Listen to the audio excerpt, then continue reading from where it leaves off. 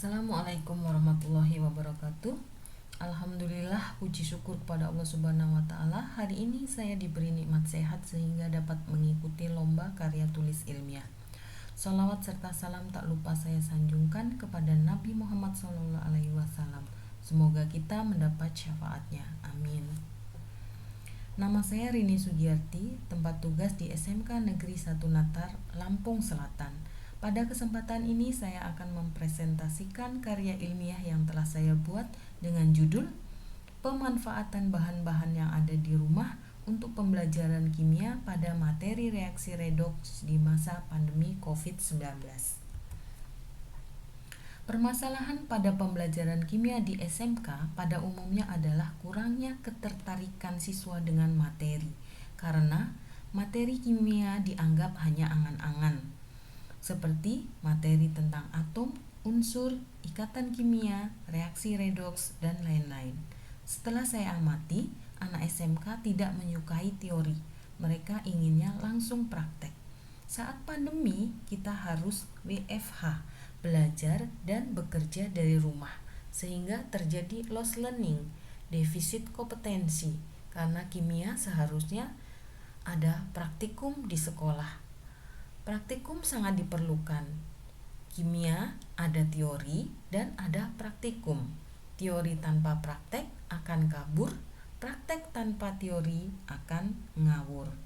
Jadi, kimia tanpa praktikum akan membuat siswa SMK semakin malas belajar dan tidak menyukai pelajaran kimia. Akhirnya, saya berpikir untuk menggantikan bahan-bahan kimia yang ada di laboratorium dengan bahan kimia rumahan, sehingga siswa walau WFH tetap bisa praktikum. Nah, solusinya adalah praktikum di rumah masing-masing dengan menggunakan alat dan bahan yang ada di rumah. Misalnya Baiklin, karbit, fiksal, pemutih pakaian, soda kue, tanah liat, dan lain-lain. Rumusan masalahnya: 1. Bagaimana peningkatan minat siswa terhadap mata pelajaran kimia? Kemudian bagaimana peningkatan pemahaman konsep kimia siswa melalui metode praktikum dengan alat dan bahan yang ada di rumah dapat dilakukan sendiri oleh siswa selama masa pandemi COVID-19. Tujuannya diharapkan dapat memberikan alternatif pemecahan masalah pembelajaran kimia selama masa pandemi COVID-19. Metode penelitian menggunakan PTK. Tempatnya di SMK 1 Natar kelas 10. Materinya adalah reaksi redoks. Prosedur penelitiannya: pelaksanaan tindakan yang saya lakukan ada 2 siklus. Setiap siklus terdiri atas 4 tahapan, yaitu perencanaan, tindakan, observasi, dan refleksi. Siklus pertama, sub pokok bahasanya adalah konsep bilangan oksidasi dalam reaksi redoks. Siklus kedua, sub pokok bahasanya adalah reaksi auto redoks. Pelaksanaan tindakan yang dilakukan adalah guru menjelaskan materi, menjelaskan prosedur praktikum, kemudian siswa mempraktekkan sendiri di rumah menggunakan alat seadanya dan bahan-bahan yang ada di rumah.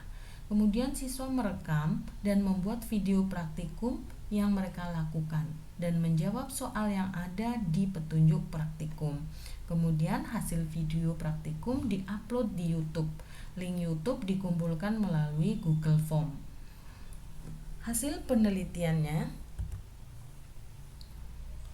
lembar observasi dilakukan untuk melihat aktivitas siswa dalam pembelajaran melalui daring.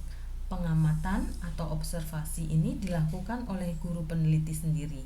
Hal yang diamati adalah siswa mengajukan pertanyaan via WA, melihat view pada LMS selama pembelajaran berlangsung, dan pengamatan terhadap yang diberikan oleh siswa. Minat belajar siswa saya lihat dari kuesioner atau angket. Penguasaan materi atau hasil belajar saya ambil dari nilai post-test. Jadi di sini nilai post-testnya siklus pertama 49,03 rata-ratanya, dan siklus kedua rata-ratanya 75,81. Jadi ada peningkatan. Ini adalah gambar siswa saya yang sedang praktikum di rumah menggunakan alat dan bahan yang ada di rumah. Demikianlah presentasi dari saya dan saya akhiri. Wassalamualaikum warahmatullahi wabarakatuh.